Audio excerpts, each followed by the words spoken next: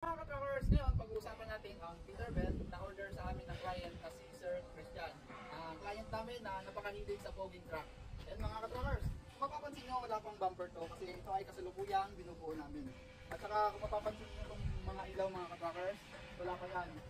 Lalagay kami ng ilaw dyan mula rito hanggang doon sa likod mga ka-truckers. Saka kung mapapansin nyo rin, walang muffler, dalawa yan. Lalagyan pa namin yan. Iwalay pala to mga ka-truckers, nung dumating to, walang ulo, wala to, wala dito, wala yung hood. Lahat-lahat wala, kaya inassemble lang dito yan. At saka nagdugtong din kami ng chassis nito mga ka-truckers, ito kung mapapansin nyo, dugtong yan. At lalagyan pa ng sapi sa loob para tumibay mga ka-truckers. Maglalagay din tayo dito ng fifth wheel, kung mapapansin nyo wala pa. At saka yung gulong natin mga ka-truckers, tingnan nyo naman. Aluminum yan, napakaganda yan mga ka-truckers. Ayun.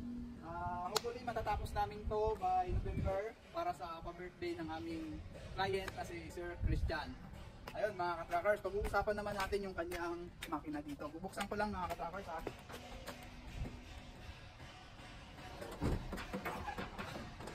So, mabigat mga ka-truckers. Ayun.